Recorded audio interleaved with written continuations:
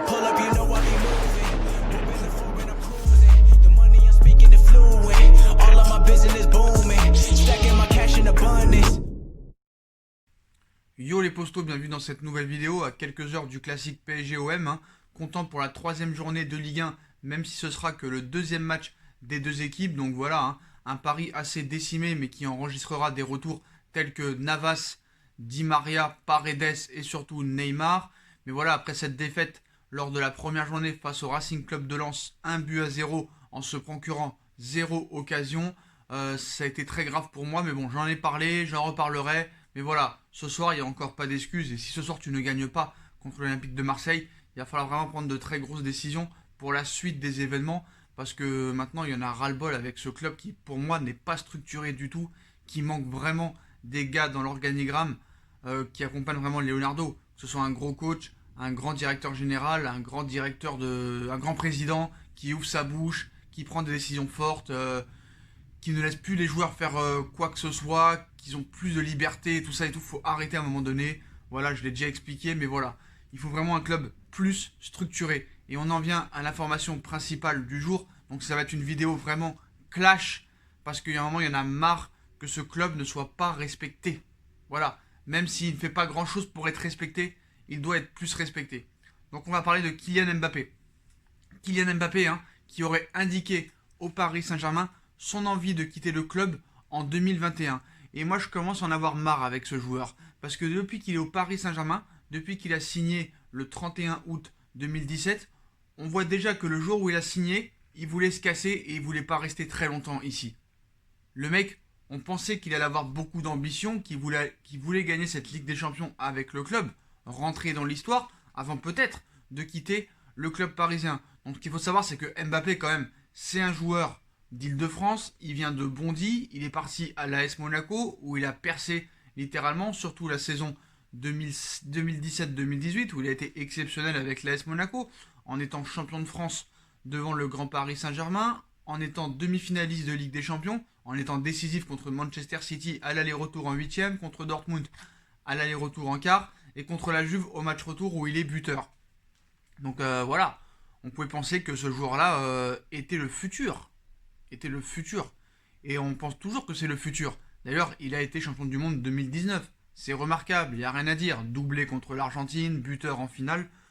C'est sûr, avec un grand coach très pragmatique, qui joue en contre, qui peut lui permettre avec sa vitesse d'excéder dans les matchs. Mais voilà, on a l'impression que maintenant, depuis quelques années, ce joueur est une supercherie du côté du Paris Saint-Germain. Alors, est-ce que c'est un problème de coach? Et qu'avec un grand coach, peut-être qu'il pourrait changer cette mentalité et cette façon de jouer en étant moins individualiste, en étant plus altruiste? Ou c'est vraiment un problème de lui-même? Parce que ce gars-là parle beaucoup. Déjà, au trophée UNFP en 2019, j'ai besoin de plus de responsabilités. Si c'est au Paris Saint-Germain, ce sera avec plaisir. Si c'est ailleurs, c'est ailleurs. Déjà, il a lancé le message. Sauf que le gars n'a pas pris ses responsabilités. C'est qui contre Manchester United au match aller qui a dit qu'il faut arrêter de vendre la peur et qui s'est vendu la peur tout seul au match retour en faisant un match catastrophique? Qui c'est qui a fait un match de catastrophique contre le Real Madrid en 2018 en oubliant de donner des caviars à Edinson Cavani? Quel est ton match référence au Paris Saint-Germain contre les gros clubs? J'ai bien dit contre les gros clubs. On sait qu'il a marqué 32 buts lors de la saison 2018-2019. On sait qu'il claque beaucoup de buts contre Saint-Etienne, contre Amiens, contre Dijon. Ça, il n'y a pas de problème. Mais contre les grosses équipes, quel est le match référence de Kylian Mbappé? Le match aller contre Manchester United? Manchester United était-il une grosse cylindrée à l'époque? J'ai envie de te dire non, franchement. Voilà. Bon, on en vient à notre sujet. The Times a fait un papier sur monsieur Kylian Mbappé ce matin. En fin de contrat en 2022, Kylian Mbappé aurait indiqué au Paris Saint-Germain qu'il voulait quitter le club dans un an. Voici maintenant 3 ans. Kylian Mbappé est débarqué en compagnie de Neymar au Paris Saint-Germain. Grâce aux Français et aux Brésiliens, le club de la capitale a réussi, entre guillemets, à se hisser en finale de Ligue des Champions. Malheureusement pour eux, perdu face au Bayern de Munich sur la plus petite des marges, 1-0.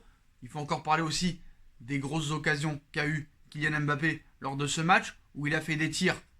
C'était plus des passes que des tirs. Mon arrière-grand-mère aurait tiré plus fort. Je pense que c'est un joueur qui ne supporte pas la pression. Alors là, on va me dire, ouais mais Sacha, comment tu peux dire qu'il ne supporte pas la pression alors qu'il a marqué en finale de Coupe du Monde? Regarde bien son but en finale de Coupe du Monde. Il y avait déjà 3-1 pour la France. Le match était plié. Il a mis son petit plat du pied.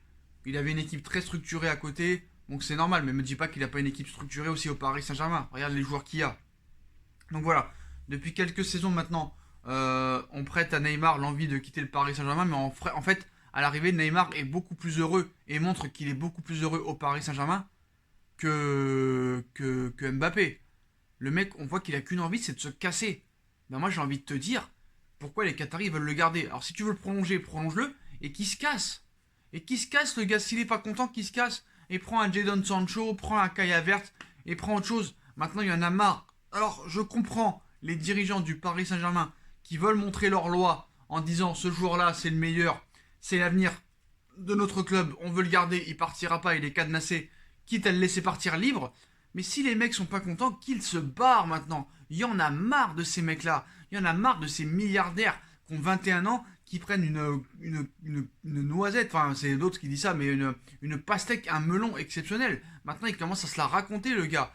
Et le mec qui nous disait qu'il était ambitieux, tout ça et tout, qu'il voulait pas s'arrêter là, le mec se prend pour Cristiano Ronaldo, il veut imiter Cristiano Ronaldo, alors que pour moi, c'est un Thierry Henry low cost. C'est un Thierry Henry low cost. Low cost est 10 fois meilleur que lui. Thierry Henry est 20 fois supérieur à lui. En tout cas, il a 21 ans. Mais peut-il encore progresser? Le mec, j'ai l'impression qu'il n'écoute rien de ce qu'on lui dit. Il est pas du tout altruiste, il est très individualiste. C'est compliqué ce joueur. Et franchement, à part un très grand entraîneur qui pourrait peut-être le structurer, je vois pas. Mais c'est pas avec Tourelle qu'il va progresser. Mais si le mec vraiment fait des manières, qui se casse maintenant, il y en a marre à un moment. Il y en a marre de ces joueurs-là qui se croient tout permis. Et ce gars-là, déjà, n'a pas vraiment prouvé grand-chose au Paris Saint-Germain contre les gros clubs. Contre le Real 3-0, tu n'étais pas là. Contre le Barça 4-0, tu n'étais pas là. Contre les grosses équipes, t'as jamais été présent. Contre le Real Madrid au match retour, même si t'as marqué, on t'a pas vu. On t'a pas vu. Contre Naples, on t'a pas vu. Contre Liverpool, on t'a pas vu. C'est Di Maria qui sauve les meubles. Donc à un moment donné, stop. Stop. Bon après, The Times, ils peuvent mentir, comme Mundo et Sport peuvent mentir. Mais on voit que le mec n'a jamais montré son envie d'être dans la durée au Paris Saint-Germain. Le mec t'a jamais dit moi je partirai pas tant que j'ai pas le ballon d'or au Paris Saint-Germain, je ne partirai pas tant que j'ai pas la Ligue des Champions. Le mec a qu'une envie, c'est de se casser. On dirait qu'il se casse maintenant. Il y en a marre de ces mecs-là. Moi je commence à en avoir marre. Même si tu veux montrer et tu veux t'imposer dans le fonctionnement du club en disant non, il reste là comme tu l'as fait avec Verratti, Thiago Silva, Neymar, Marquinhos. Mais à un moment donné, ces mecs-là, les mecs, vends-les. Vends-le pour 280 millions d'euros et tu te refais une équipe de ouf. Tu te reprends des latéraux de folie, des défenseurs centrales de folie, un milieu de terrain de folie et tu reconstruis une équipe. Parce que c'est pas Mbappé qui va te faire ton équipe entière.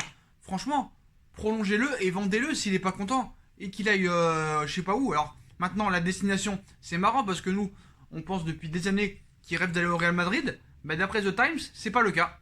Il se pourrait que le premier à quitter l'Hexagone soit le champion du monde 2018, avec les Bleus de Didier Deschamps.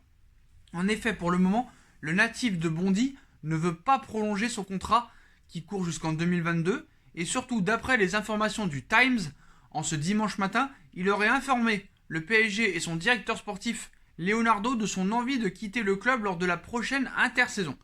Alors pour aller où? C'est marrant, une véritable petite bombe donc. En 2017 déjà, il avait repoussé les offres de certains grands clubs européens, notamment le Real Madrid. La Casablanca a décalé ses grandes emplettes à l'année prochaine avec Mbappé en ligne de mire. D'après le quotidien anglais, le FC Barcelone, qui pourrait perdre Lionel Messi en fin de contrat dans 1 an, est aussi sur les rangs pour récupérer l'ancien monégasque. Enfin, il ne faut pas occulter la Première Ligue. The Times explique que Mbappé est un fervent admirateur du jeu pratiqué par le Liverpool de Jürgen Klopp et que si une offre arrivait pour l'un des trois de devant, Salah, Mané, Firmino, une place se libérerait pour le Français. Enfin, selon un de ses proches, Manchester United pourrait aussi devenir une destination l'année prochaine. Reste à savoir combien Leonardo compte vendre sa jeune pépite de 21 ans. À 1 an de la fin de son contrat, on a vu que Hazard avait été vendu 100 millions d'euros et il y a même des médias qui disent qu'à l'arrivée ça aurait coûté 160 millions d'euros. Donc vu que Paris l'a acheté 180, il partira pas à moins de 250, ça je vous le dis la vérité. Mais c'est pas ça que je veux dire. S'il veut se casser, qu'il se casse à un moment donné, il y en a marre. Le mec n'a jamais prouvé qu'il était indispensable dans l'équipe du Paris Saint-Germain, surtout contre les grosses équipes. Voilà, faut dire la vérité. Donc le mec, s'il n'est pas heureux à Paris, casse-toi, dégage. Et le prince Altani et Leonardo, malheureusement, le retiendront. Mais je pense que Leonardo, lui, ça le dérangerait pas qu'il se casse et le vendre pour reconstruire une équipe. Et là, Leonardo pourrait te prendre un défenseur central, des bons latéraux, un bon milieu de terrain, un bon attaquant, et ainsi reconstruire une équipe autour de Neymar et d'autres joueurs. Mais malheureusement, le prince, il est têtu. Vous avez vu avec Tourelle, vous l'avez vu avec Neymar, Verratti, Marquinhos, Thiago Silva. Ces mecs-là ne sont jamais partis. Zlatan voulait quitter aussi le Paris Saint-Germain pour retourner au Milan AC, il est jamais parti. Tous ces mecs-là qui ont gardé le Paris Saint-Germain, ils sont restés. Et à l'arrivée, ils nous ont jamais fait gagner.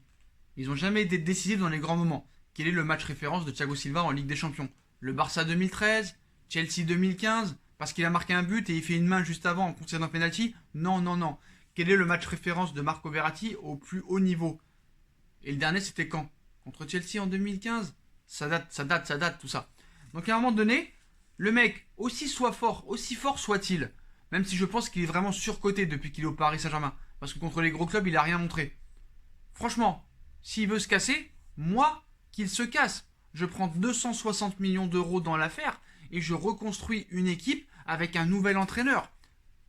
260 millions d'euros, il y a beaucoup de choses à faire. Tu peux trouver un bon défenseur central à 40-50, des bons latéraux à 20-25, un bon attaquant à 50-60, enfin un bon milieu de terrain à 50-60, un bon attaquant à 30-40.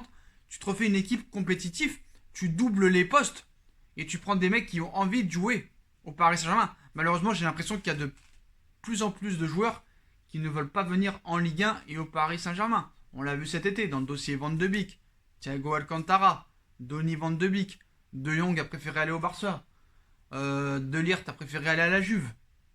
Alors que Paris, apparemment, leur proposait un plus gros salaire. Tanguy Kouassi n'a pas voulu rester. Adil Aouchiche n'a pas voulu rester. Et c'est un problème au Paris Saint-Germain. Et après, moi, on me dit la Ligue 1, on a quand même mis 2 clubs en demi-finale, donc un club en finale. Donc la Ligue 1 n'est pas si catastrophique que ça. Le seul problème, c'est que Lyon, Marseille, Monaco n'arrivent pas à tenir tête au Paris Saint-Germain sur toute une saison. C'est ça le problème. Mais maintenant, les droits TV ont explosé sur la période 2020-2024, donc il y a de quoi faire. Donc moi, si le mec n'est pas content et si le mec veut quitter le Paris Saint-Germain, avec ce que tu as montré contre les gros clubs ces 3 dernières années, je t'invite à quitter le club. Moi, je le vends 270 millions d'euros et je me refais une équipe entière, compétitive, à tous les postes. Je me renforce et je double les postes pour être enfin compétitif sur toute cette Ligue des Champions qui arrivera. Et à un moment donné, il faut montrer aussi l'exemple. Parce que c'est bien beau de dire non, non, non, tu restes, c'est moi qui décide, c'est moi le patron. Mais il faut aussi leur montrer que ces mecs-là ne sont pas si indispensables que ça. Un Neymar est indispensable, surtout s'il est efficace devant le but. Mais un Mbappé, en soi, si vous réfléchissez bien, n'est pas indispensable au Paris Saint-Germain. Honnêtement, je dis la vérité. Voilà. Après, j'aurais toujours voulu savoir qu'est-ce que ça aurait pu donner Mbappé avec Neymar, tout ça et tout, avec un très très gros coach. Style Bielsa, peut-être Guardiola, même si entre guillemets Guardiola c'est une supercherie, Jürgen Klopp, José Mourinho, Diego Simeone, Massimiliano Allegri et beaucoup d'autres. Voilà. C'est ça que je voudrais voir sur une saison. J'espère qu'on pourra le voir, mais ça m'étonnerait. Voilà les postos. Mais je pense que la meilleure solution ce serait de le prolonger et après de le vendre si vraiment il n'est pas content et si vraiment il ne progresse pas contre les grosses équipes. Voilà les postos, c'était mon avis tranché. J'avais besoin de parler. Voilà, s'il veut se casser, bah on le vend 280 millions d'euros et on rachète une équipe compétitive pour enfin excéder en Ligue des Champions. Voilà les postos. Et puis surtout que dans les gros matchs, moi il m'a jamais impressionné. Notez-moi en commentaire son match référence en Ligue des Champions et surtout contre les grosses équipes. Et si vraiment je me suis trompé et que j'ai raté un match gros de lui contre une grosse écurie, bah je re-regarderai le match et je m'excuserai. Voilà les postos. Dites-moi si vous êtes d'accord s'il faut le vendre l'année prochaine s'il ne progresse pas à 250 ou 280 millions d'euros pour reconstruire une équipe très très grosse ou continuer avec lui malheureusement. Dites-moi en commentaire ce que vous en pensez. Je compte sur vous pour bombarder la barre de like. On like, on partage, on commente, on s'abonne. On active la petite cloche pour être tenu au courant des vidéos qui vont sortir. On me rejoint sur mes différents réseaux sociaux ainsi que sur la cagnotte PayPal si vous voulez continuer à participer. Ainsi que sur Utip, voilà les postos. Vous avez aussi ma deuxième chaîne YouTube No Feeling. Tout est en lien en bas en description. Voilà les postos, je vous souhaite à tous une bonne continuation, prenez soin de vous, et à ce soir pour le débrief PSG-OM.